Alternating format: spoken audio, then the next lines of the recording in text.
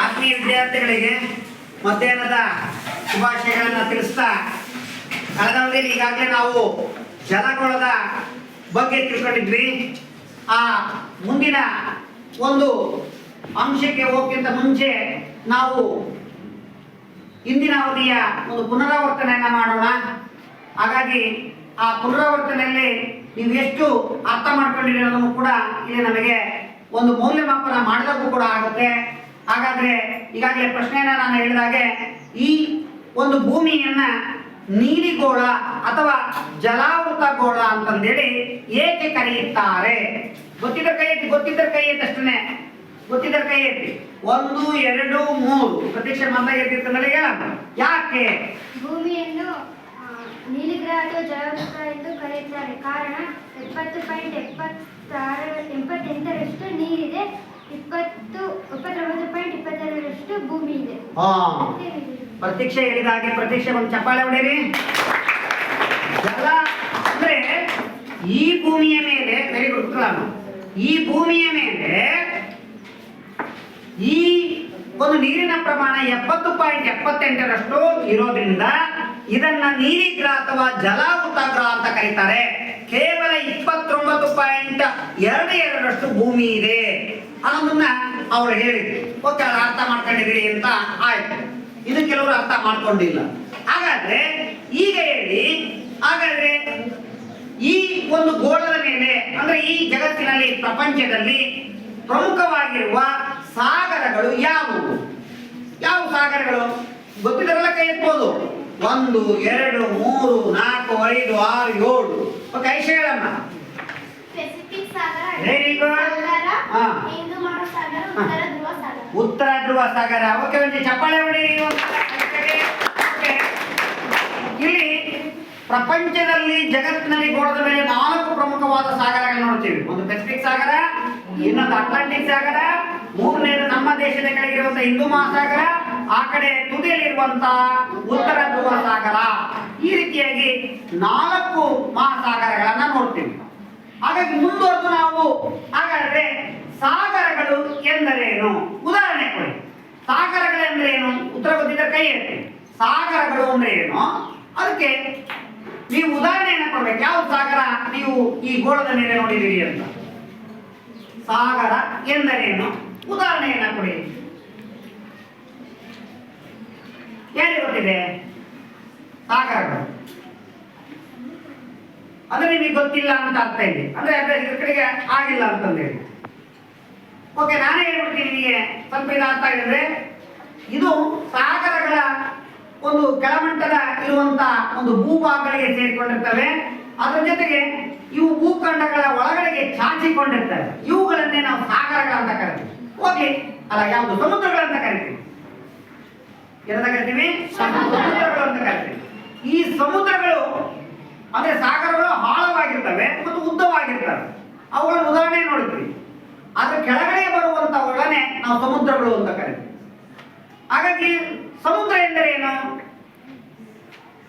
Okay, ಹೇಳಪ್ಪ ಅವನ ನೀನು. ಸಾಗರಗಳ ಹೇಳು. ಸಾಗರಗಳ ಭಾಗವಾಗಿ ಭೂಖಂಡಗಳ ಒಳ ಚಾಚಿಕೊಂಡಿರುತ್ತವೆ. ಉದಾಹರಣೆ ಅರಬ್ಬಿ ಸಮುದ್ರ, ಪೆಸಿಫಿಕ್ ಸಮುದ್ರ. ಅಲ್ಲ, ಪೆಸಿಫಿಕ್ ಸಮುದ್ರ ಬರಲ್ಲ, ಸಾಗರ ಇಲ್ಲಿಲ್ಲ. ಆಯ್ತು, ವೆರಿ ಗುಡ್. ಅರಬ್ಬಿ ಸಮುದ್ರ ಅಂತ ಹೇಳಿದ್ರೆ ಸಾಕು. ಹೇಳ, ಇನ್ನೊಂದು ಯಾರು ಹೇಳ್ತೀವಿ ಸಮುದ್ರ? ಯಾರು ಹೇಳ್ಬೋದು? ಹೇಳಮ್ಮ. ಕ್ಯಾಸ್ಪಿಯನ್ ಸಮುದ್ರ. ಕ್ಯಾಸ್ಪಿಯನ್ ಸಮುದ್ರ. ಮತ್ತೆ ಇನ್ನೇನು ಹೇಳ್ತೇವೆ? ಬೇರೆದ ಕೆಂಪು ಸಮುದ್ರ. ಮತ್ತೆ ಓಕೆ, ಮೆಡಿಟೇರಿಯನ್ ಸಮುದ್ರ. ಇವೆಲ್ಲವುಗಳನ್ನು ನಾವು ಸಮುದ್ರಗಳು ಅಂತ ಕರಿತೀವಿ. ಹಾಗಾದ್ರೆ ಅದೇ ರೀತಿಯಾಗಿ ಇನ್ನು ಕೆಲವು ಈ ಭಾಗಗಳನ್ನ ನೋಡ್ತೀವಿ. ಹಾಗಾದ್ರೆ ಇಲ್ಲಿ ನಾವು ಪ್ರಮುಖವಾಗಿ ನೋಡೋದಾದ್ರೆ ಕಾರಿ. ಕಾರಿ ಅಂದ್ರೆ ಏನು ಉದಾಹರಣೆ ಕೊಡಿ ಮಾಡೋಣ. ಕಾರಿ ಅಂದ್ರೆ ಏನು ಉದಾಹರಣೆನ? ಈಗ ನಾವು ಸಾಗರಗಳನ್ನ ನೋಡಿದ್ವಿ, ಸಮುದ್ರಗಳನ್ನ ನೋಡಿದ್ವಿ, ಮತ್ತೆ ಕಾರಿಗಳು ಈ ಗೋಳದ ಮೇಲೆ. ಹಾಗಾದ್ರೆ ಕಾರಿಗಳಂದ್ರೆ ಏನು? ಕಳೆದ ಹೋಗಿದ್ರೆ ನೋಡಿದ್ವಿ, ಆಕಾಶದಲ್ಲಿ ಕೂಡ ಗುರುತು ಮಾಡಿದ್ದೀವಿ. ಯಾರು ಹೇಳ್ತೀವಿ ಕಾರಿ ಅಂದ್ರೆ ಏನು? ಹೇಳಮ್ಮ. ಇದು ಸಾಗರ ಅಥವಾ ಸಮುದ್ರದ ಕಿರಿದಾದ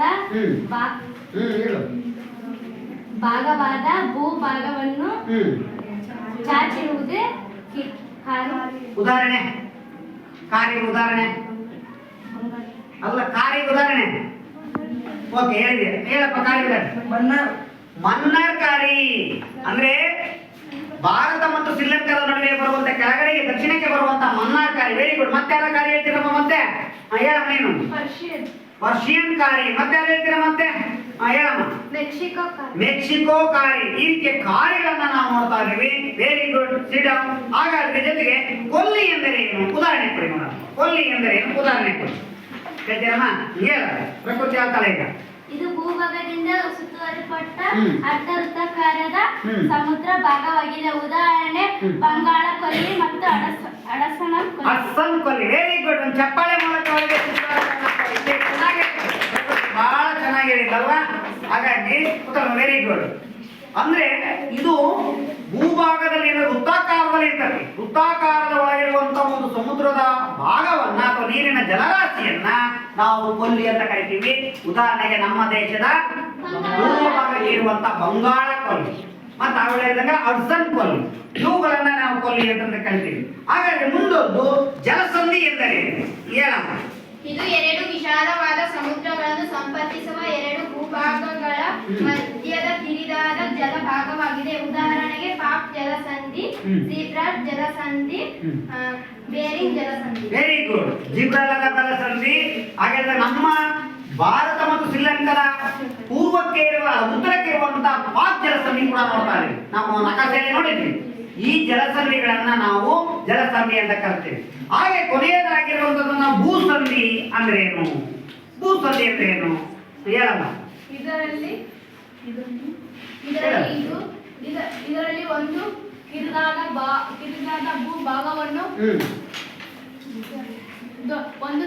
ಎರಡು ದೊಡ್ಡ ಭೂರಾಶಿಗಳನ್ನು ಸಂಪರ್ಕಿಸುವುದು. ಅದು ಸ್ಪಷ್ಟವಾಗಿ ಹೇಳಿಲ್ಲ, ನಾನು ಹೇಳ್ತೀನಿ ನೋಡಿ. ಭೂಸಂಧಿ ಅಂದ್ರೆ ಏನಂದ್ರೆ ಇದು ಜಲಸಂಧಿಗೆ ವಿರುದ್ಧವಾದ, ಜಲಸಂಧಿಗೆ ವಿರುದ್ಧವಾದ ಭೂಕಂಠ ಅಂತ ಕರೀತಾರೆ. ಇನ್ನೊಂದು ಹೆಸರು ಏನು ಕರೀತಾರೆ? ಭೂಕಂಠ ಅಂತಂದೇಳಿ ಕರೀತಾರೆ. ಅಂದ್ರೆ ಏನಪ್ಪಾ ಅಂತಂದ್ರೆ ಇಲ್ಲಿ ಒಂದು ಕಿರಿದಾದ ಜಲರಾಶಿ ಭೂಭಾಗದ ಒಳಗಡೆಗೆ ಸೇರಿರುತ್ತೆ. ಎರಡು ಭೂರಾಶಿಗಳನ್ನ ಸೇರಿಸುತ್ತೆ. ಎರಡು ಭೂರಾಶಿಗಳನ್ನ ಏನ್ ಮಾಡುತ್ತೆ? ಸೇರಿಸುತ್ತೆ. ಆ ಎರಡು ಭೂರಾಶಿಗಳನ್ನ ಸೇರಿಸುವಂತ ಒಂದು ಜಲರಾಶಿಯನ್ನ ನಾವು ಈ ಭೂಸಂಧಿ ಅಂತ ಕರಿತೀವಿ. ಉದಾಹರಣೆ ಹೇಳ್ತೀರಾ? Very good. ಸುಯೇಜ್ ಕಾಲುವೆ ಯಾವ್ಯಾವ ಒಂದು ದೇಶಗಳನ್ನ ಅಥವಾ ಖಂಡಗಳನ್ನು ಸೇರ್ತದನ್ನ? ಏಷ್ಯಾ ಮತ್ತು ವೆರಿ ಗುಡ್. ಚಪ್ಪಾಳೆ ಹೊಡಿ ರಂಜನಿ. ಒಂದು ಏಷ್ಯಾ ಮತ್ತು ಆಫ್ರಿಕಾ ಖಂಡಗಳ ನಡುವೆ ಈ ಸುಯೇಜ್ ಕಾಲುವೆ ಇರುತ್ತೆ. ಹಾಗೆ ಇನ್ನೊಂದು ಪನಾಮ ಕಾಲುವೆ. ಇನ್ನೊಂದು ಪನಾಮ ಕಾಲುವೆ ನೋಡಿ. ಯಾವ್ದಪ್ಪ? ದಕ್ಷಿಣ ಅಮೆರಿಕ ಮತ್ತು ಉತ್ತರ ಅಮೆರಿಕವನ್ನು ಸೇರಿಸುವಂತ ಒಂದು ಕಾಲುವೆ ಯಾವುದು? ಪನಾಮ ಕಾಲುವೆ. ಇದನ್ನ ಭೂಸಂಧಿ ಅಂತ ಕರಿತೀವಿ ಅಂತ ಕಳೆದವರಲ್ಲಿ ಈವರೆಗೆ ನೋಡಿದ್ದೇವಾ? ಹಾಗಾದ್ರೆ ಈಗ ಕಳೆದವರಲ್ಲಿ ಪುನರಾವರ್ತನೆ ಮಾಡುತ್ತು. ಈ ಅವಧಿಗೆ ನಾವು ಪೂರಕವಾಗಿ ಕೆಲವು ಅಂಶಗಳನ್ನು ನೋಡೋಣ. ಹೆಂಗ ನಾವು ಹಿಂದೆ ಶಿಲಾಗೋಳ ಮತ್ತು ವಾಯುಗೋಳವನ್ನ ನೋಡಿದ್ವಿ. ಶಿಲಾಗೋಳದಲ್ಲಿ ಕೂಡ ಅದರದೇ ಆದಂತಹ ಒಂದು ಪದರಗಳನ್ನ ತಳಭಾಗದಲ್ಲಿ ನೋಡಿದ್ವಿ. ಹಾಗಾದ್ರೆ ಇದಕ್ಕೆ ಪೂರಕವಾಗಿರುವ ಅಂಶಕ್ಕೆ ನಾವು ಹೋಗೋಣ ಈಗ. ಹಾಗಾಗಿ ಈ ಸಮುದ್ರದಲ್ಲಿ ಇರುವಂತಹ ಅಂಶಕ್ಕೆ ಹೋದ ಪೂರಕ ಬೇಕು ನಮಗೆ. ಹಾಗಾದ್ರೆ ಶಿಲಾಗೋಳದ ಪದರದಲ್ಲಿರುವಂತ ಭಾಗಗಳನ್ನ ತಿಳಿಸಿ. ಯಾರು ಹೇಳ್ತೀರಿ ಭಾಗಗಳನ್ನು? ಹೇಳೋಣ. ಭೂಕವಚ, ಮ್ಯಾಂಟಲ್, ಕೇಂದ್ರಗೋಳ. Very good. ಕೇಂದ್ರಗೋಳದಲ್ಲಿ ಎರಡು ಬರ್ತವೆ ಯಾವುವು? ಯಾರು ಹೇಳ್ತೀರಾ? ಕೇಂದ್ರಗೋಳದಲ್ಲಿ ಎರಡು ಬರ್ತವೆ. Very good. ಹೊರಕೇಂದ್ರ, ಒಳಕೇಂದ್ರ. Very good. ಹೆಂಗೆ ಶಿಲಾಗೋಳದಲ್ಲಿ ಅದರ ಪದರಗಳಲ್ಲಿ ಮೂರು ರೀತಿಯ ಬರ್ತವೆ: ಭೂಕವಚ, ಮ್ಯಾಂಟಲ್ ಮತ್ತು ಕೇಂದ್ರಗೋಳ. ಅಲ್ಲಿ ಕೇಂದ್ರಗೋಳದಲ್ಲಿ ಕೂಡ ಹೊರಕೇಂದ್ರ, ಒಳಕೇಂದ್ರ ಬರುತ್ತೆ. ಅದೇ ರೀತಿಯಾಗಿ ನಾವು ವಾಯುಗೋಳವನ್ನು ಕೂಡ ಹಿಂದೆ ಅಭ್ಯಾಸ ಮಾಡಿದಾಗ ನೋಡಿದ್ವಿ.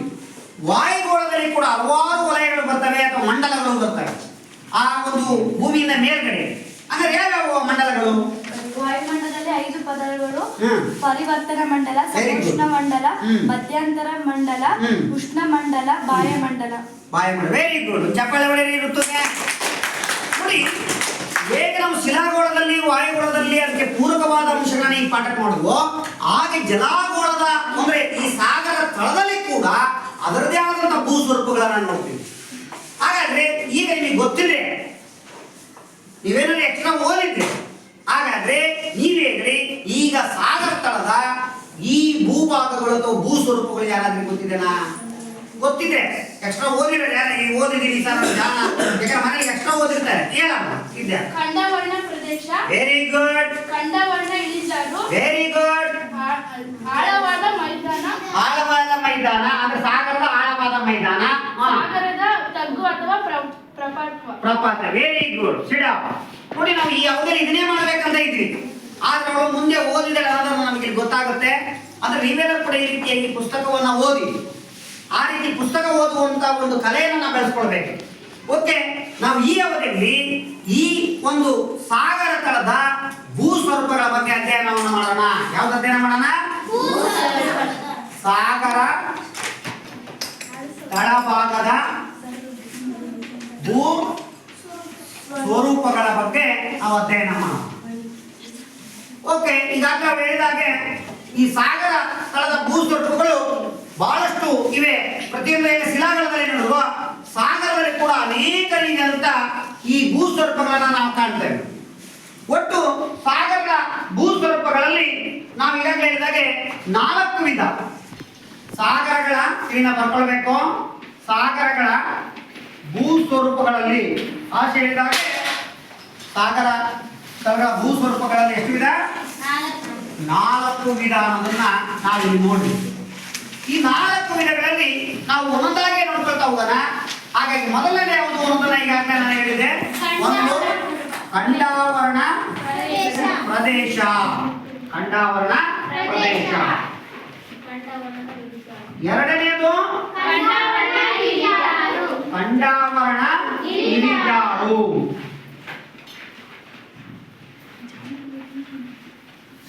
ಹಾಗೆ ಮೂರನೇದು ಸಾಗರದ ಆಳ ಮೈದಾನ. ಹಾಗೆ ಸಾಗರದ ತಗ್ಗು ಅಥವಾ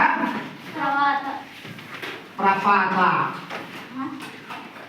ಓಕೆ, ಈ ಅಂಶಗಳನ್ನ ಈಗಾಗಲೇ ಆಶಾ ಮುಂದುವರೆದು ಹೇಳಿದ್ದಾರೆ. ಅಂದ್ರೆ ಮನೆ ಕಡೆಗೆ ಅವರು ಹೆಚ್ಚು ಓದ್ತಾರೆ ಅಂತ ಗೊತ್ತಾಗುತ್ತೆ. ಈ ಅಂಶಗಳನ್ನ ನಾವಿಲ್ಲಿ ನೋಡ್ತೇವೆ.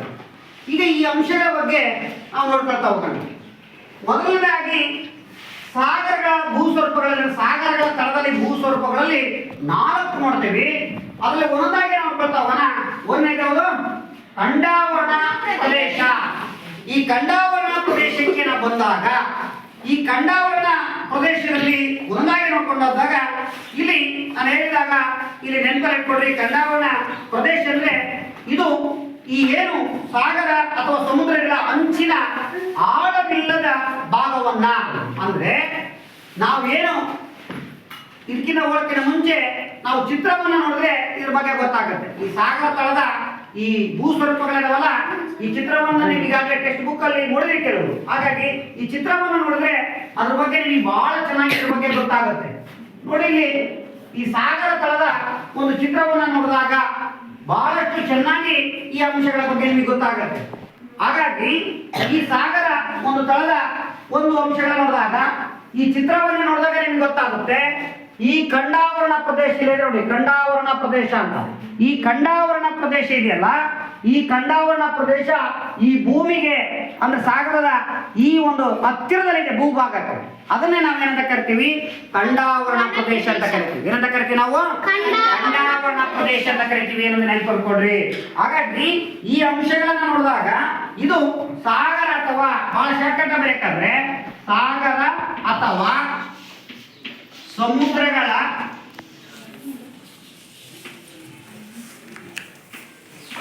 ಅಂಚಿನ ಭಾಗ.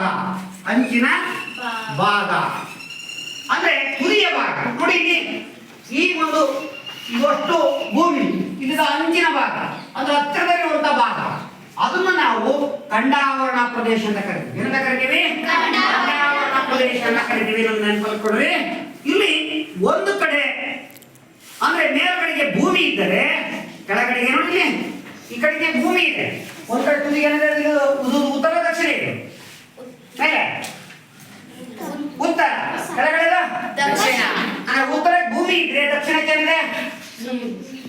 ಅದೇ ಯಾವುದು? ಯಾವ ಭಾಗ ಇದೆ? Very good. ಖಂಡಾವರಣ ಇಳಿಜಾರಿದೆ. ಯಾವ್ದಿದೆ? ಖಂಡಾವರಣ ಇಳಿಜಾರಿದೆ. ಉತ್ತರಕ್ಕೆ ದಕ್ಷಿಣಕ್ಕೆ ಖಂಡಾವರಣ ಇಳಿಜಾರಿದೆ. ಅದ್ರ ನಡುವೆ ಮಧ್ಯದಲ್ಲಿರುವುದೇ ಖಂಡಾವರಣ ಪ್ರದೇಶ ಅಂತ ನೆನ್ಕೊಳ್ಳಿ. ಖಂಡಾವರಣ ಪ್ರದೇಶ ಅಂತ ನೆನ್ಕೊಳ್ಕೊಡ್ರಿ. ನೋಡಿ ಇದರ ಆಳ 100 ಪ್ಯಾದಮ್. ಆಳ ಎಷ್ಟಿದೆ ಇದ್ರ? 100 ಪ್ಯಾದಮ್. ಎಷ್ಟು ಪ್ಯಾದಮ್? 100 ಪ್ಯಾದಮ್ ಆಳ. ಹಾಗಾದ್ರೆ ಒಂದು ಪ್ಯಾದಮ್ಗೆ ಎಷ್ಟಂತ ಹೇಳಿದ್ದೆ ನಾನು? ಏನಾದ್ರು ಗೊತ್ತಿದೆ ಹೇಳಿ? 6 ಅಡಿ. ಎಷ್ಟಡಿ?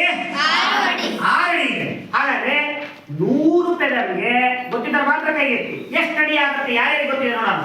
ಒಂದು ಪ್ಯಾದಮ್ಗೆ 6 ಅಡಿ. ಹಾಗಾದ್ರೆ 100 ಪ್ಯಾದಮ್ಗೆ ಎಷ್ಟು ಅಡಿ ಆಗುತ್ತೆ? ಇಬ್ಬರಿಗೆ ಗೊತ್ತಾ? ಅಂದ್ರೆ ನೀವು ಗುಣಿಸಕ್ ಬರಲ್ಲ. 1 2 3 ಜನ, 4 ಜನ, 5 6 7 8 ಜನ, 9 ಜನ, 10 ಜನ ಅಷ್ಟೇ ಗೊತ್ತಿರಲ್ಲ. ನಂಗೆ ಒಂದು ಪೆದಮ್ಗೆ 6 ಅಡಿ. 100 ಪೆದಮ್ಗೆ ಎಷ್ಟಾಗುತ್ತೆ ಅಂತ ಗೊತ್ತಿಲ್ಲ. ನೋಡ ಹೇಳಪ್ಪ. 600 ಅಡಿ ಸರ್. 6 very good. ಒಂದು ಚಪ್ಪಾಳೆ ಹೊಡಿ. ನೋಡಿ ಒಂದು 6 100 ಇಂಟು 6 ಸಾಕಲ್ಲ ನನಗೆ. ಹಂಗಾದ್ರೆ ನೋಡಿ ಎಷ್ಟು 100 ಅಡಿ ಇದೆ? 600 ಅಡಿ ಇದೆ. ಆ 600 ಅಡಿ ಜಾಗವನ್ನ ಖಂಡಾವರಣ ಪ್ರದೇಶ ಅಂತ ಕರಿತೀವಿ. ಏನಂತ ಕರಿತೀವಿ ನಾವು? ಖಂಡಾವರಣ ಪ್ರದೇಶ ಅಂತ ಕರಿತೀವಿ. ನೆನಪಿಟ್ಕೊಡ್ರಿ. ಇಲ್ಲಿ ನಾವು ಏನೇನ್ ಮಾಡ್ಬೋದು ಅಂತಂದ್ರೆ ಮೀನುಗಾರಿಕೆ ಮಾಡ್ಬೋದು. ಏನ್ ಮಾಡ್ಬೋದು? ಮೀನುಗಾರಿಕೆ ಮಾಡ್ಬೋದು. ಹಾಗೆ ಆ ದಂಡೆಯಲ್ಲಿ ಕೃಷಿ ಮಾಡ್ಬೋದು. ಏನ್ ಮಾಡ್ಬೋದು? ಆ ದಂಡೆಯಲ್ಲಿ ಕೃಷಿ ಮಾಡ್ಬೋದು. ಕೃಷಿ ಜೊತೆಗೆ ಏನ್ ಮಾಡ್ಬೋದು ನಾವು? ಜಲಚರ ಪ್ರಾಣಿಗಳು ವಾಸ ಮಾಡ್ತವೆ. ಏನ್ ಮಾಡ್ತವೆ? ಜಲಚರ ಪ್ರಾಣಿಗಳು ವಾಸ ಮಾಡ್ತವೆ. ಜಲಚರ ಪ್ರಾಣಿಗಳು ವಾಸ ಮಾಡಿದ್ರೆ ಮತ್ತೇನಾಗ್ತದೆ? ನೌಕಾಯಾನ ಮಾಡ್ಬೋದು. ಅಂದ್ರೆ ನಾವೇನು ನೌಕಾಯಾನ ಅಂತ ಯುದ್ಧ ಮಾಡ್ತೀವಲ್ಲ ದೋಣಿಗಳ ಮೇಲೆ, ಆ ನೌಕಾಯಾನ ಅಥವಾ ಪ್ರಯಾಣವನ್ನ ಮಾಡ್ಬೋದು. ನಾವ್ ಹಿಂಗೆ ಸಮುದ್ರಕ್ಕೆ ಹೋದಾಗ ಸಾಗರಕ್ಕೆ ಹೋದಾಗ ಹಿಂಗೆ ಹೋಗ್ತೀವಲ್ಲ ಬೈಕ್ ಮೇಲೆ, ದೋಣಿ ಮೇಲೆ ಹೋಗ್ತೀವಲ್ಲ, ದೂರ ಹೋಗಲ್ಲ. ದೂರದಲ್ಲಿ ನಾವು ಪ್ರಯಾಣವನ್ನ ಮಾಡ್ಬೋದು. ಅದ್ರ ಜೊತೆಗೆ ಇಲ್ಲಿ ಕಚ್ಚಾ ತೈಲಗಳನ್ನ ಉತ್ಪಾದನೆ ಮಾಡ್ಬೋದು. ಏನನ್ನ? ಕಚ್ಚಾ ತೈಲಗಳ ಉತ್ಪಾದನೆ. ಇವೆಲ್ಲವೂ ಅನುಕೂಲಕರ ಇದೆ ಈ ಖಂಡಾವರಣ ಪ್ರದೇಶದಲ್ಲಿ. ಅಂದ್ರೆ ಈ ಖಂಡಾವರಣ ಪ್ರದೇಶ ನೋಡ್ತೀವಲ್ಲ, ಈ ಖಂಡಾವರಣ ಇಲ್ಲಿಂದ ಇಲ್ಲಿಯವರೆಗೆ, ಎಲ್ಲಿಂದವರೆಗೆ? ಇಲ್ಲಿಂದ ಇಲ್ಲಿಯವರೆಗೆ ನಾವು ಯಾವ ಭಾಗದಲ್ಲಿ, ಸಮುದ್ರದ ಈ ಭಾಗದಲ್ಲಿ ನಾವು ಎಲ್ಲ ಕೆಲಸಗಳನ್ನ ಮಾಡ್ಬೋದು. ಮೀನುಗಾರಿಕೆಯನ್ನ ಮಾಡ್ಬೋದು, ಕೃಷಿಯನ್ನ ಮಾಡ್ಬೋದು, ಹಾಗೆ ಕಚ್ಚಾ ತೈಲಗಳ ಉತ್ಪಾದನೆ ಮಾಡ್ಬೋದು. ಜೊತೆ ಜಲಚರ ಪ್ರಾಣಿಗಳ ವಾಸ ಆಗ್ತವೆ. ನೌಕಾಯಾನವನ್ನ ಮಾಡ್ಬೋದು. ನೌಕಾಪಡೆ ಅಂದ್ರೆ ನೌಕಾ ಸಮುದ್ರದ ಮೇಲೆ, ಸಾಗರಗಳ ಮೇಲೆ ಯುದ್ಧಗಳನ್ನ ಮಾಡುವುದು. ಅದಕ್ಕಲ್ಲ, ಆ ರೀತಿಯಾಗಿ ಇವೆಲ್ಲ ಮಾಡ್ಬೋದು. ಇಷ್ಟೆಲ್ಲ ಅನುಕೂಲಕರವಾಗಿದೆ ಅಲ್ಲಿ ಖಂಡಾವರಣ ಪ್ರದೇಶ. ಇದು ಖಂಡಾವರಣ ಇಳಿಜಾರು ಬರೋದು. ಖಂಡಾವರಣ ಇಳಿಜಾರು ನೆನ್ಪಲ್ಕೊಡ್ರಿ. ಈ ಖಂಡಾವರಣ ಇಳಿಜಾರು ಆದ್ರೆ ಇದು 2ನೇ ಭಾಗ. ಎಷ್ಟನೇ ಭಾಗ ಇದು? 2ನೇ ಭಾಗ. 1ನೇ ಭಾಗ ಮುಗಿತದಲ್ಲ, 2ನೇ ಭಾಗ. ಇದು ನೆನ್ಪಲ್ಕೊಡ್ರಿ. 2ನೇ ಭಾಗ ಇದೆಲ್ಲ, ಇದು ಕಡಿದಾದ ಇಳಿಜಾರು ಇದೆ. ಎಂತ ಇದೆ? ಕಡಿದಾದ ಇಳಿಜಾರು. ಈಗ ಉದಾಹರಣೆ ಪ್ರಶ್ನೆ ಕೇಳ್ತೀನಿ. ಕಡಿದಾದ ಇಳಿಜಾರು ಅಂದ್ರೆ ಏನು? ಕಡಿದಾದ ಅಂದ್ರೆ ಏನು? ಯಾರಿಗೆ ಗೊತ್ತು ನೋಡೋಣ. ಕಡಿದಾದ ಅಂದ್ರೆ ಏನು? ಬಹಳ ಈಸಿ, ನೀವೆಲ್ಲ ಕೇಳಿರ್ತೀರಿ. ಕಡಿದಾದ ಇಳಿಜಾರು ಯಾರು ಹೇಳ್ಬೇಕು? ತೋರಿಸ್ಬೇಕು ನನಗೆ. ಇಲ್ಲಿ ಕಡಿದಾದ ಇಳಿಜಾರು ಉದಾಹರಣೆ ಈಗ ತೋರಿಸ್ಬೇಕು. ಕಡಿದಾದ ಇಳಿಜಾರು ಹೇಳಪ್ಪ. ಸರ್ ಸ್ವಲ್ಪ ಮುಂದಕ್ಕೆ ಹೋದ್ರೆ ಕಡಿಮೆ ನೀರು ಬರ್ತೈತಿ. ಬಹಳ ಮುಂದಕ್ಕೆ ಹೋದ್ರೆ ಇದು ಮಂಡಿ ತನಕ ನೀರು ಬರ್ತೈತಿ. ತಪ್ಪು ನಿಮ್ದು ಕಡಿದಾದ ಇಳಿಜಾರು ಹೇಳೋದು. ಅದು ಹಂತವಾಗಿ ಬರೋದು. ಹೋಗ್ತಿರ್ತೀವಿ ಸರ್, ತೆಗ್ದು ಬಂದ್ಬಿಟ್ಟರೆ ಮುಗ್ತೀವಲ್ಲ ಸರ್, ಶಿಸ್ತು ಇಲ್ಲಿ ಮಟ್ಟ ನೀರು ಬರ್ತದೆ. ತಪ್ಪು ಹತ್ರ ಇದ್ದೀನಿ. ನೀನ್ ಹತ್ರ ಇದೀಯ. ಮೇಲೆ ಹೇಳ್ತೀನಿ. ಬಾವಿಯಲ್ಲಿ ಹಿಂಗ್ ಕಾಲಿಟ್ ಕೂಡ ಒಳಗೆ ಹೋಗ್ತೀವಲ್ಲ, ಇದಕ್ಕಿದ್ದಂಗೆ ಹಿಂಗ್ ಈತ ನೋಡಿ ಜಾಗ ನೋಡಿ. ಇಲ್ಲಿದ ಬಾವಿ ಹಿಂಗ್ ಗಂಡಕ್ಕೆ ಹೋಗಿ ಹಿಂಗಳ್ಕೊಂಡು ನೋಡಿ ಎಷ್ಟು ಇದೆ. ಒಳಗೆ ಹೋಗ್ಬಿಡ್ತೀವಿ. ಇದ್ರೆ ಒಂದೇ ಸಲ ಇರೋದು ಕಡಿದಾದ ಇದೆ ನೋಡಿ. ನಗ ಸೈಡ್ ಇದೆ ನೋಡಿ. ಏಕ್ದಮ್ ಒಂದೇ ಸಲಿಗೆ ಇಲ್ಲಿಂದ ಇಲ್ಲಿವರೆಗೆ ಇದೆ. ಕಡಿದಾದ ಇಳಿಜಾರು ಒಂದೇ ಸಲ ಇಳಿಜಾರು. ಇದನ್ನ ಏನಂತ ನಾವು ಕರಿತೀವಿ? ಕಡಿದಾದ ಇಳಿಜಾರು. ಇದ್ಕಡೆ ತಗ್ಗು ಬಹಳ ಬರುತ್ತೆ. ಅವ್ರು ಹೇಳ್ದಂಗೆ ಬಾವಿ ಉದಾಹರಣೆ ಏನ್ ಕೊಡ್ಬೋದು ನಾವು? ಬಾವಿ ಹೇಳ್ಕೊಂಡೆ ನೋಡಿ ದಬ್ಬರ್ ಇರ್ತೀವಿ. ಅದೇ ನೀವು ನದಿಗಳಿಗೆ ಹೋಗ್ರಿ, ಹಳ್ಳಗಳಿಗೆ ಹೋಗ್ರಿ, ನಡ್ಕೊಂಡು ಹೋಗಿ ಮುಂದಕ್ಕೆ ಹೋಗ್ಬೋದು ಅಲ್ವಾ? ಆಮೇಲೆ ಹೋಗ್ತಾ ಜಾಸ್ತಿ ಆಳ ಇರ್ತದೆ. ಇಲ್ಲಿ ತನಕ ಬರುತ್ತೆ, ಇಲ್ಲಿ ತನಕ ಮೇಲೆ ಬಂದು ಹೋಗುತ್ತೆ ನೋಡ್ತೀವಿ. Very good. ಬಾವಿ ಅಂತ ಉದಾಹರಣೆ ಇದಕ್ಕೆ ಸ್ಪಷ್ಟವಾಗಿರುತ್ತೆ ಅನ್ನೋದನ್ನ ನೆನಪಲ್ಲಿ ಇಟ್ಕೊಳ್ರಿ. ಈಗಾಗಲೇ ನಾನು ಹೇಳಿದಾಗ ಇದು ಹೇಳ್ತಿದ್ದಾರೆ. ಎಲ್ಲಿ ಬರ್ತಂದ್ರೆ ಮೇಲೆ ಖಂಡಾವರಣ ಪ್ರದೇಶ ಬಂದ್ರೆ ಕೆಳಗಡೆ ಯಾವ್ದು ಬರುತ್ತೆ? ಆಧಾರದ ಸಾಳವಾದ ಮೈದಾನ ಬರುತ್ತೆ. ಅಂದ್ರೆ ಈ ಎರಡು ಕಡೆಗೆ ಮೇಲ್ಗಡೆಗೆ ನಾವು ನೋಡಿದ ಹಾಗೆ ಮೇಲ್ಗಡೆಗೆ ಉತ್ತರಕ್ಕೆ ಖಂಡಾವರಣ ಪ್ರದೇಶ ಬಂದ್ರೆ ಕೆಳಗಡೆಗೆ ಏನ್ ಬರ್ತಿದ? ಮೈದಾನ ಬರುತ್ತೆ ಅನ್ನೋದನ್ನ ನೆನಪಲ್ಲಿ ಕೊಡ್ರಿ. ಏನ್ ಬರುತ್ತೆ? ಆಳ ಸಾಗರದ ಮೈದಾನ ಬರುತ್ತೆ. ಅದರ ನಡುವೆ ಇರುತ್ತದೆ ಖಂಡಾವರಣ ಇಳಿಜಾರು. ಯಾವುದಿದು? ಖಂಡಾವರಣ ಇಳಿಜಾರು ಅಂತ ಕರಿತೀವಿ. ಇಲ್ಲಿ ದೊಡ್ಡ ದೊಡ್ಡ ಕಂದಕಗಳು ಕಂಡು ಬರ್ತವೆ. ಯಾವ ಕಂಡು ಬರ್ತವೆ? ದೊಡ್ಡ ದೊಡ್ಡ ಕಂದಕಗಳು. ಅದು ತಗ್ಗು. ಕಂದಕಗಳು ಅಂದ್ರೇನ? ತಗ್ಗುಗಳು ಕಂಡು ಬರ್ತವೆ ಅಂತ ಹೇಳಿ. ಕಂದಕಗಳು ಅಂದ್ರೇನ? ತಗ್ಗು. ಒಂದೇ ಸರಿ ಗುಡ್ಡಿ ಕಾಲ್ಕೊಟ್ಟ ಕಪ್ಪನ್ನು ಹೋಗ್ತೀವಲ್ವಾ, ಬಿಡ್ತೀವಿ, ಆ ತಗ್ಗುಗಳನ್ನು ಕಂಡು ಬರ್ತವೆ. ಇದನ್ನೇ ಖಂಡಾವರಣ ಇಳಿಜಾರು ಅಂತ ಕರಿತೀವಿ. ಏನಂತ ಕರಿತೀವಿ ನಾವು? ಖಂಡಾವರಣ ಇಳಿಜಾರು. ಖಂಡಾವರಣ ಇಳಿಜಾರು ಅಂತ ಕರಿತೀವಿ. ಈಗ ಮೂರನೇ ಬರೋಣ. ಯಾವುದು? ಆಳಸಾಗರದ ಮೈದಾನ. ಆಳಸಾಗರದ ಮೈದಾನ. ನೋಡಿ, ಆಳಸಾಗರದ ಮೈದಾನಕ್ಕೆ ಬಂದಾಗ ಇದು ಸಾಗರ ತಳದಲ್ಲಿ ವಿಸ್ತಾರವಾಗಿ ಹಬ್ಬಿರುವುದು. ಎಲ್ಲಿಗ? ಸಾಗರಗಳ ಸ್ಥಳದಲ್ಲಿ ವಿಸ್ತಾರವಾಗಿ ಹರಡಿರುವುದು ಅಥವಾ ಹಬ್ಬಿರುವುದು. ಇದು ನಾವೇನಂತ ಕರಿತೀವಿ? ಆಳ ಮೈದಾನ. ಸಾಗರದ ಆಳ ಮೈದಾನ ಅಂದ್ರೆ ಸಮತಟ್ಟವಾಗಿರುತ್ತೆ. ಹೇಗಿರುತ್ತೆ? ಸಮತಟ್ಟವಾಗಿರುತ್ತೆ. ಹಾಗಾದ್ರೆ ಇದರಲ್ಲಿ ಸಮತಟ್ಟವಾಗಿರುವ ಜಾಗವನ್ನ ಯಾರಾದ್ರೂ ಗುರುತು ಇದರಲ್ಲಿ ಬಂದು ಯಾರಾದ್ರೂ ನಾನು ಗುರುತು ಮಾಡ್ತೀನಿ ಸರ್ ಅದರಲ್ಲಿ ಚಿತ್ರದಲ್ಲಿ ಆಳ ಸಾಗರದ ಮೈದಾನ ಗುರುತು ಮಾಡಪ್ಪ. ನೋಡ್ಕೊಳ್ಳಿ, ಎಲ್ಲ ನೋಡ್ಕೊಳ್ಳಿ. ಒಂದರಾಗಿ ಗುರುತು ಮಾಡ್ತಾರೆ ಆಳ ಸಾಗರದ ಮೈದಾನವನ್ನ. Very good. ಇರ್ಲಿ, ಸಾಕು. ಹೈಟ್ ಅಷ್ಟಿದೆ ನೋಡೋರು ಹೇಳಿದಾಗೆ ಈ ಭಾಗ ಅಲ್ಲಪ್ಪ. ನೋಡಿ, ಈ ಭಾಗವನ್ನು ನಾವೆಂತ ಕರಿತೀವಲ್ಲ, ಸಮನಾಗಿರುವಂತದನ್ನ, ಈ ಭಾಗವನ್ನ ನಾವೇನಂತ ಕರಿತೀವಿ? ಆಳ ಸಾಗರದ ಮೈದಾನ. ಅಂದ್ರೆ ಮೈದಾನ ಹೆಂಗ್ ನೋಡಿದ್ರಲ್ಲ ನಮ್ಮ ಸ್ಕೂಲ್ ಮುಂದ್ಗಡೆ ಇದೆ ಮೈದಾನ, ಆ ರೀತಿಯಾಗಿ ಸ್ಟೇಡಿಯಮ್ಮು ಹಾಗೆ ಮೈದಾನಗಳನ್ನ ನೋಡ್ತೀವಿ. ಹೈಸ್ಕೂಲ್ ಫೀಲ್ಡ್ ಮೈದಾನ ನೋಡ್ತೀವಿ ದಾವಣಗೆರೆಯಲ್ಲಿ. ಆ ರೀತಿ ಸಮತಟ್ಟವಾಗಿರುವಂತ ಜಾಗ. ಸಮುದ್ರದಲ್ಲಿ ಕೂಡ ಈ ರೀತಿ ಮೈದಾನಗಳಿವೆ ಅನ್ನೋದು ನಾವು ತಿಳ್ಕೋಬೇಕು. ನಮ್ಗೆ ಬಹಳ ಜನ ಗೊತ್ತಿರಲ್ಲ ಸಮುದ್ರ ನೀರು ಕಷ್ಟ ಅಂತ. ಅಲ್ಲಿ ಕೂಡ ಮೈದಾನ ಇವೆ ಅನ್ನೋದಂತ ಕರಿತೀವಿ. ಈ ಮೈದಾನಗಳಿಗೆ ಇನ್ನೊಂದು ಹೆಸರು ಏನು ಕರೆದ್ರೆ ಅಬಿಸೆಲ್ ಅಂತ ಕರೀತಾರೆ. ಎಂತ ಕರೀತಾರೆ? ಅಬಿಸೆಲ್. ನೋಡಿ, ಅಬಿಸೆಲ್ ಅಂತ ಹೇಗೆ ಕರೀತಾರಂತೆ, ಇನ್ನೊಂದು ಇದಕ್ಕೆ ಹೆಸರಿದೆ ಅನ್ನೋದನ್ನ ನೆನಪಲ್ಲಿ ಇಟ್ಕೊಡ್ರಿ. ಏನಂತ ಕರೀತಾರೆ? ಇಲ್ಲಿ ಬಹಳ ಪ್ರಮುಖವಾಗಿ ಇದು ಸಾಗರಗಳ ಭೂಸ್ವರೂಪಗಳು ಅತ್ಯಂತ ವಿಸ್ತಾರ, ಬಹಳ ವಿಸ್ತಾರವಾಗಿರೋದು. ಸಾಗರಗಳಲ್ಲೇ ಅತಿ ವಿಸ್ತಾರವನ್ನ ಹೊಂದಿದೆ. ಇದು ಅತಿ ವಿಸ್ತಾರ ಹೊಂದಿದೆ. ಇಲ್ಲಿ ಬೆಟ್ಟ ಗುಡ್ಡಗಳು ಇವೆ. ಬೆಟ್ಟ ಗುಡ್ಡಗಳು ಇವೆ. ಇದರಲ್ಲಿ ಸಣ್ಣ ಸಣ್ಣ ಬೆಟ್ಟ ಗುಡ್ಡಗಳು ಈ ಚಿತ್ರದಲ್ಲಿ ನೋಡಿದ ಹಾಗೆ ಬೆಟ್ಟ ಗುಡ್ಡಗಳು ನೋಡ್ತೀವಿ. ನೋಡಿ, ಇನ್ನೊಂದು ಗುಡ್ಡ ಬಂತು ನೋಡಿದ್ರೆ ತುದಿಗೆ, ಆಗ ಈ ತುದಿ ಬಂತು, ಆಗ ಇಲ್ಲೊಂದು ಬಂತು, ನೋಡಿ ಇಲ್ಲೊಂದು ಬಂತು. ಹಿಂಗ್ ಕಾಣ್ತಲ್ವ ಈಗ? ಈ ಬೆಟ್ಟ ಗುಡ್ಡಗಳನ್ನ ಕಾಣ್ತೀವಿ. ಹಾಗೆ ಸಣ್ಣ ಸಣ್ಣ ಕಂದಕಗಳು, ಸಣ್ಣ ಸಣ್ಣ ಕಂದಕಗಳು ಬರ್ತಾವ, ಅವೆಲ್ಲ ಕಂದಕಗಳು. ಇವುಗಳನ್ನ ನಾವು ಸಾಗರದ ಕಂದಕಗಳು, ಸಾಗರದ ಗುಡ್ಡ ಬೆಟ್ಟಗಳು ಅನ್ನೋದನ್ನ ಈ ಚಿತ್ರದಲ್ಲಿ ನಾವು ನೋಡ್ತೀವಿ. ಹಾಗಾಗಿ ಇವೆಲ್ಲ ನೋಡಿದಾಗ ಈ ಆಳ ಸಾಗರದಲ್ಲಿ ಕೂಡ ಮೈದಾನಗಳಿವೆ ಅನ್ನೋದನ್ನ ನಮಗೆ ಗೋಚರ ಆಗ್ತವೆ. ಹಾಗಾಗಿ ಆ ಸಾಗರಗಳು ಕೂಡ ಮೈದಾನಗಳನ್ನ ಭೂಮಿ ಮೇಲೆ ಇದ್ದಾಗೆ ಹೊಂದಿವೆ ಅನ್ನೋದನ್ನು ನೋಡ್ತಿದ್ದೀವಿ. ಹಾಗೆ ಕೊನೆಯದಾಗಿ ನಾವು ಬರೋಣ ಯಾವುದು? ಸಾಗರದ ತಗ್ಗು ಅಥವಾ ಪ್ರಪಾತ. ಅಂದ್ರೆ ತಗ್ಗು ಅಂತ ತಕ್ಷಣ ನಿಮ್ಗೆ ಗೊತ್ತಾಯಿದೆ ಏನಂತ ಅರ್ಥ ಆಯ್ತಲ್ವಾ? ಹಾಗಾದ್ರೆ ಈಗ ನಾನು ನಿಮಗೆ ಹೇಳಂತದ್ದು ಇಲ್ಲಿ ಒಂದು ಪ್ರಶ್ನೆ. ಹಾಗಾದ್ರೆ ಈ ಚಿತ್ರದಲ್ಲಿ ಸಾಗರದ ತಗ್ಗು ಎಲ್ಲಿ ಯಾರು ನೋಡಿದಿರಿ? ಒಂದು ಯಾರು ಈ ಚಿತ್ರದಲ್ಲಿ ತೋರಿಸ್ಬೇಕು? ಸಾಗರದ ತಗ್ಗು 2, 3, 4, 5, 6 ಹಾಗೆ ಬರ. ವಿಜಯ್ ಕುಮಾರ, ನೀನು ಸಾಗರದ ತಗ್ಗು ತೋರಿಸ್ಬೇಕು. ನೋಡಿ, ಸಾಗರ ತಗ್ಗು ತೋರಿಸ್ತಾನೆ. Very good. ಒಂದು ಚಪ್ಪಾಳೆ ಹೊಡಿರಿ ವಿಜಯ್ ಕುಮಾರ. ನೋಡಿ, ಸಾಗರದ ತಗ್ಗು ಇದೇ ಸಾಗರದ ತಗ್ಗು. ಇಲ್ಲಿ ಬರ್ದಿರಲ್ಲ ಸಾಗರದ ತಗ್ಗು ಕೊನೆಯ ತುದಿ. ಈ ಸಾಗರದ ತಗ್ಗು ಅಥವಾ ಪ್ರಪಾತ ಅಂತ ಕರೀತಾರೆ. ಆಳವಾಗಿರುವ ಜಾಗ ಇದೆ. ಆ ಬಾವಿಯಲ್ಲಿ, ಆ ನದಿಯಲ್ಲಿ ಅಥವಾ ಸಮುದ್ರದಲ್ಲಿ ಸಾಗರದ ಆಳವಾಗಿರೋದು. ಅದನ್ನ ಈ ಸಾಗರಗಳೆಲ್ಲ ಆಳವಾಗಿರೋದಿದೆ. ಇದೇ ಸಾಗರದ ಪ್ರಪಾತ ಅಥವಾ ಸಾಗರದ ಆಳವಾದ ತಗ್ಗು ಅನ್ನೋದು ನೆನಪಲ್ಲಿ ಕೊಡ್ರಿ. ಇದನ್ನ ಸಾಗರದ ತಗ್ಗುಗಳು, ಅದ ಪ್ರಪಾತಗಳಂತ ಹೇಳಿ ಕರಿತೀವಿ. ಇಲ್ಲಿ ಸಾಗರದ ಆಳವಾದ ಭಾಗಗಳು ಕಂಡು ಬರ್ತವೆ. ಯಾವ ಭಾಗಗಳು ಕಂಡು ಬರ್ತವೆ?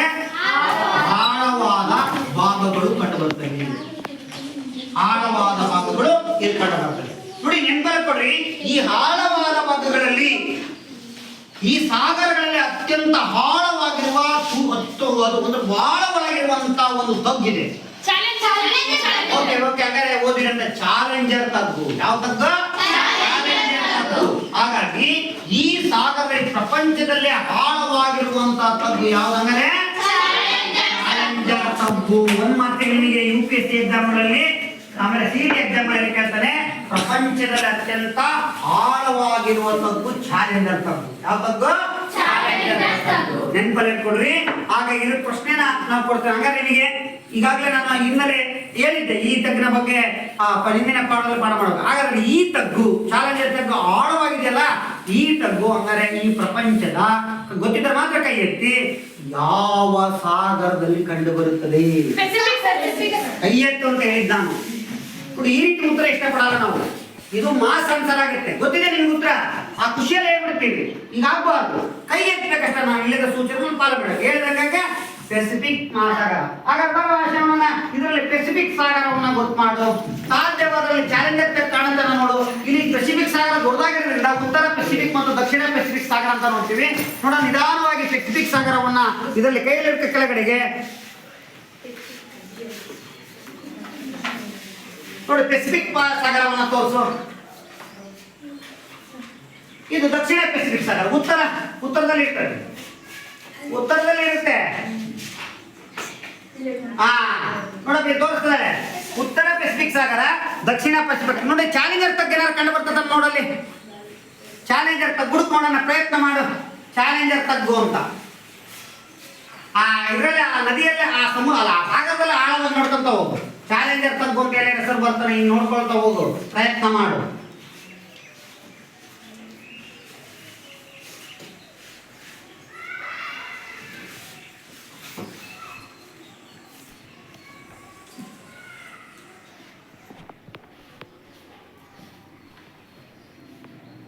ಚಾಲೆಂಜರ್ ತಗ್ಗು ಎರಡರಲ್ಲಿ ಉತ್ತರ ಪೆಸಿಫಿಕ್ ಮತ್ತು ದಕ್ಷಿಣ ಪೆಸಿಫಿಕ್ ಎಲ್ಲೇ ಹಾಕ್ತಾರೆ. ಚಾಲೆಂಜರ್ ತಗ್ಗು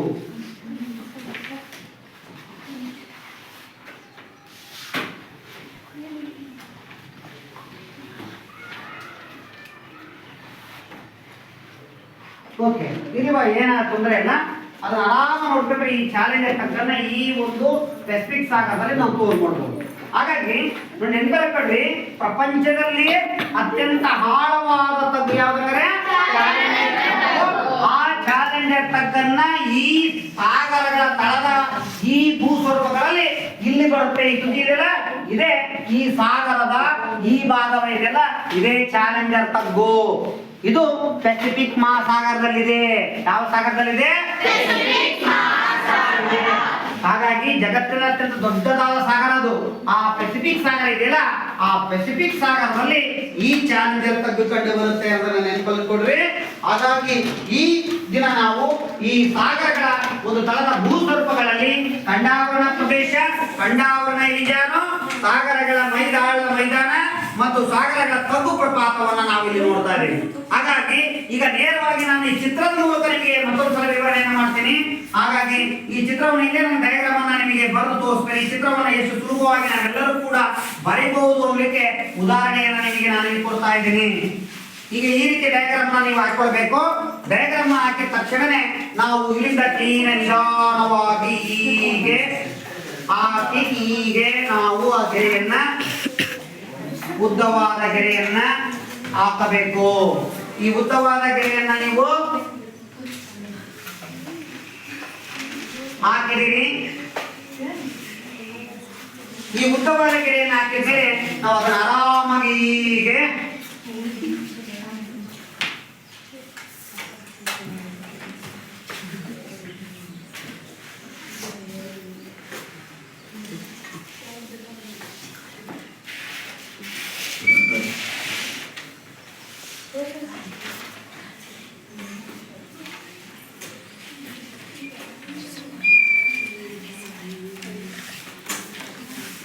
ಈ ತರ ಭಾಗವನ್ನ ನಾವು ನೋಡ್ತೀವಿ.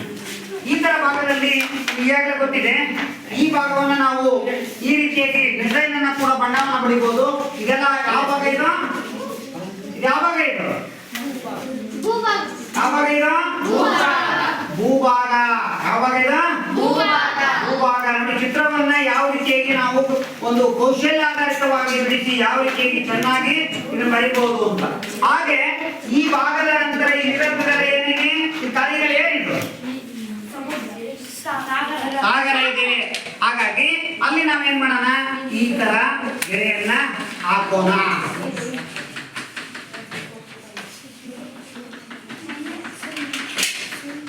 ಇದೆಲ್ಲ ನೀರು, ಇದೆಲ್ಲ ಏನಿದೆ?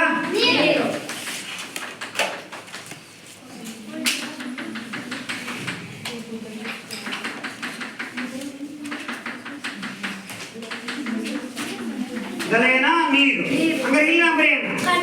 ಇದು ಯಾವ ಭಾಗ ಇದು? ಇದು ಒಂದನೇ ಭಾಗ. ಯಾವುದಿದು? ಖಂಡಾವರಣ ಪ್ರದೇಶ. ಓಕೆ, ಇದು ಒಂದನೇ ಭಾಗ. ಇಲ್ಲಿಂದ ಇದಂದ್ರೆ ಇದೇನಿದು? ಒಂದನೇ ಭಾಗ. ಹಾಗಾದ್ರೆ ಇದು ಇಳಿಜಾರಿನ ರೀತಿಯಲ್ಲಿ ಎಷ್ಟನೇ ಭಾಗ ಇದು? ಇದು ಎರಡನೇ ಭಾಗ. ಇದು ಒಂದನೇ ಭಾಗ ಆದ್ರೆ ಇದು ಎಷ್ಟನೇ ಭಾಗ ಇದು? ಎರಡನೇ ಭಾಗ. ಎರಡನೇದು ಯಾವ್ದಂದ್ರೆ ಖಂಡಾವರಣ ಇಳಿಜಾರು. ಇನ್ನು ಮೂರನೇದು ನೇರವಾಗಿ ಮೈದಾನ ಬರ್ತಲ್ಲ, ಇಲ್ಲಿ ಇದೆಯಲ್ಲ ಮೈದಾನ, ಈ ಭಾಗವನ್ನ ನಾವೇನಂತ ಕರಿತೀವಿ? ಮೂರು. ಹಾಗಾಗಿ ಮೂರನ್ನು ಏನಂತ ಕರಿತೀವಿ? ಸಾಗರಗಳ ಮೈದಾನ. ಹಾಗೆ ನಾಲ್ಕನೇದು ಇಲ್ಲೇನ್ ಕಟ್ಟಿದೆಯಲ್ಲ, ಇಲ್ಲಿ ಬಂದಿದೆಯಲ್ಲ, ಈ ಭಾಗವನ್ನ ಯಾವ ಭಾಗವನ್ನ ನಾವು ನಾಲ್ಕನೇ ಕರಿತೀವಿ ಏನು? ಸಾಗರದ ತಗ್ಗು ಅಥವಾ ಪ್ರಪಾತ. ಇದೇನಿದು? Very good. ಏನಂದ್ರೆ ಇದು ಸಾಗರ. ಇಷ್ಟೇ ಚಿತ್ರವನ್ನ ನಿಮಗೆ ಇಷ್ಟರಲ್ಲೇ ಬರ್ತದೆ. ಎಷ್ಟು ಬೇಗ ಈ ಚಿತ್ರವನ್ನ ಬರೆದು ಇದು ಮೂರು ಭಾಗವನ್ನ ಗುರುತು ಮಾಡಿದ್ವಿ. ಇವೆಲ್ಲ ಕೂಡ ಸಾಗರ ತಳದ ಒಳಗಿರುವಂತಹ ಶಿಲೆಗಳು. ಸಾಗರದ ಒಳಗಡೆ ಕೂಡ ಅಂಶಗಳು ಇರ್ತವೆ ಅನ್ನೋದಕ್ಕೆ ಉದಾಹರಣೆ. ಓಕೆನಾ? ಹಾಗಾದ್ರೆ ಎಲ್ಲರೂ ಕಿಂಬ್ಲೆ ಕೂತ್ಕೊಳ್ಳಿ. ನೋಡಿ, ಎಲ್ಲರೂ ಕೂಡ ಖಾಲಿ ಪೇಪರ್ನ ತೆಗೆದುಕೊಂಡು ಅಂದವಾದಂತ ಸಾಗರ ತಳದ ಭೂಸ್ವರೂಪಗಳ ಚಿತ್ರವನ್ನ ಸುಂದರವಾಗಿ ಬರೆಯಿರಿ. ನಾನು ಅಳಿಸ್ತಾ ಇದ್ದೇನೆ. ಹಾಗಾಗಿ ನೀವು ಸುಂದರವಾಗಿ ಫಸ್ಟ್ ಎಷ್ಟು ಬೇಗ ಯಾರು ಚೆನ್ನಾಗಿ ಕಲರ್ ಕೊಡ್ತೀರಿ ನೋಡೋಣ. ವಿದ್ಯಾರ್ಥಿಗಳೆಲ್ಲರೂ ಕೂಡ ಸಾಗರ ತಳದ ಭೂ ಸ್ವರೂಪಗಳ ಒಂದು ಚಿತ್ರವನ್ನು ಬರಿತಾ ಇರುವಂಥ ಒಂದು ದೃಶ್ಯವನ್ನು ಇಲ್ಲಿ ನಾವು ನೋಡ್ತಾ ಇದ್ದೀವಿ. ಇದೊಂದು ಕೌಶಲ್ಯ ಆಧಾರಿತ ಒಂದು ಚಟುವಟಿಕೆ ಆಗಿದ್ದು, ವಿದ್ಯಾರ್ಥಿಗಳು 10ನೇ ತರಗತಿ ಬರೋಕ್ಕಿಂತ ಮುಂಚೆನೇ ವಿಜ್ಞಾನಗಳಲ್ಲಿ ಚಿತ್ರವನ್ನು ಬರೆಯುವುದು ಹೇಗೆ ಅನ್ನೋದನ್ನು ಒಂದು ಪೂರಕವಾಗಿ ಸಮಾಜ ವಿಜ್ಞಾನದಲ್ಲಿ ನಕಾಶೆಗಳನ್ನು ಬಿಡಿಸುವ ಹಾಗೆ ಭೂಗೋಳಶಾಸ್ತ್ರದಲ್ಲಿ ಈ ಸಾಗರ ತಳದ ಭೂಸ್ವರೂಪಗಳ ಒಂದು ಚಿತ್ರವನ್ನು ಬರಿತಾ ಇರೋದನ್ನು ನಾವಿಲ್ಲಿ ಕಾಣ್ತಾ ಇದ್ದೀವಿ.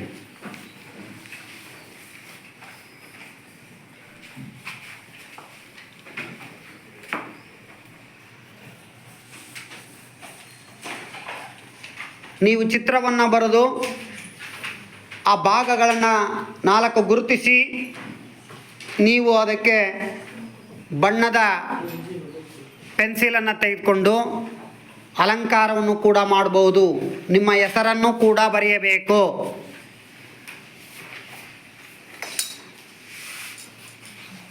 ಮೇಲ್ಗಡೆಗೆ ನಿಮ್ಮ ಶಾಲೆಯ ಹೆಸರು, ತರಗತಿ, ವಿಷಯ ಮತ್ತು ನಿಮ್ಮ ಹೆಸರನ್ನು ಬರೆಯಬೇಕು. ಹಾಗೆ ಮೇಲ್ಭಾಗದಲ್ಲಿ ಸಾಗರ ತಳದ ಭೂ ಸ್ವರೂಪದ ಚಿತ್ರ ಅಥವಾ ಭೂ ಸ್ವರೂಪಗಳು.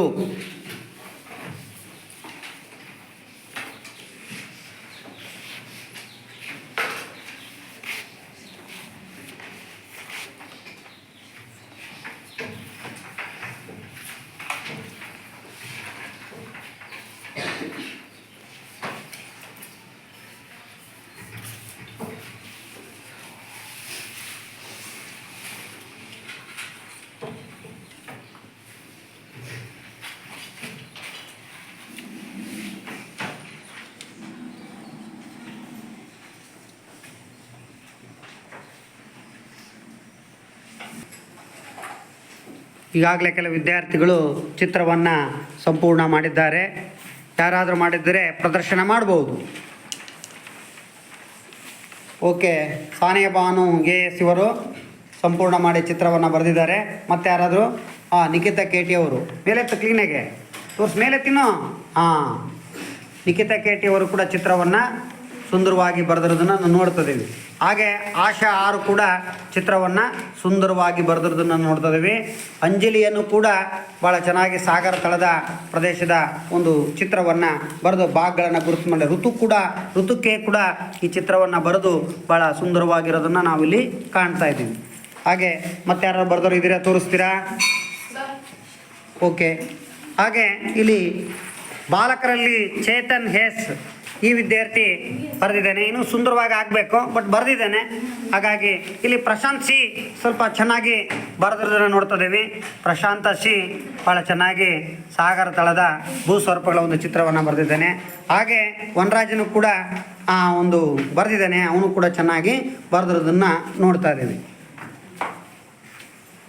ಓಕೆ ವಿದ್ಯಾರ್ಥಿಗಳೇ, ನಾವು ಇಲ್ಲಿವರೆಗೂ ಈ ಒಂದು ಅಂಶಗಳ ಬಗ್ಗೆ ನೋಡ್ಕೊಂಡ್ರಿ. ಭಾಳ ಜನ ಇನ್ನೂ ಚಿತ್ರವನ್ನು ಬರೆಯರಿದ್ದೀರಿ. ಚಿತ್ರವನ್ನು ಬರೆದಿನಪ್ಪ ನಿರಂಜನ, ಎಷ್ಟು ಬರೆದಿದೀಯಾ?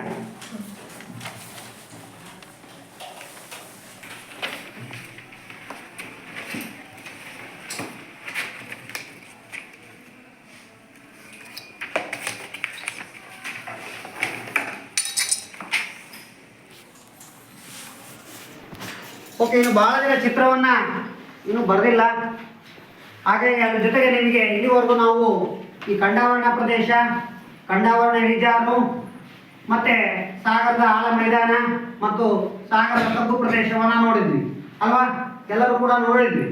ಹಾಗಾಗಿ ನೀವು ನಾಳೆ ಬರುವಾಗ ಆ ಚಿತ್ರದಲ್ಲಿ ನೀವು ಚೆನ್ನಾಗಿ ನೋಡ್ಕೊಂಡ್ರೆ ಇದರ ಮೌಲ್ಯಗಳು ಭಾಳಷ್ಟು ಚೆನ್ನಾಗಿ ಅರ್ಥ ಹುಡುಗರು ಭಾಳ ಚೆನ್ನಾಗಿ ಬರೆದಿದ್ರಿ. ಅಲ್ಲೇ ಗೊತ್ತಾಗುತ್ತೆ ಭಾಳ ಜನಕ್ಕೆ ಅರ್ಥ ಆಗಿದೆ ಅಂತ. ಹಾಗೆ ನಾಳೆ ಬರುವಾಗ ಮತ್ತೆ ನೀಟಾಗಿ A4 ಸೈಜ್ ಅಳತೆ ಇಟ್ಕೊಂಡು ಸಾಗರ ತಳದ ಭೂ ಸ್ವರೂಪಗಳ ಚಿತ್ರ ಬರೆದು ಅದರ ಭಾಗಗಳನ್ನು ಗುರುತಿಸಿ, ಆ 4 ಭಾಗಗಳನ್ನು ಗುರುತಿಸಿಕೊಂಡು ಅದರಲ್ಲಿರುವಂಥ ಅಂಶಗಳನ್ನು ಕ್ಲೀನಾಗಿ ಗುರುತು ಮಾಡಿಕೊಂಡು ಬನ್ನಿ. ಎಲ್ಲರಿಗೂ ಕೂಡ ಮತ್ತೊಮ್ಮೆ ಧನ್ಯವಾದಗಳನ್ನು ಹೇಳಿಸಿ ಇವತ್ತಿನ ಒಂದು ಅವಧಿಗೆ ನಾನು ವಿರಾಮ ಹೇಳುತ್ತಿದ್ದೇನೆ.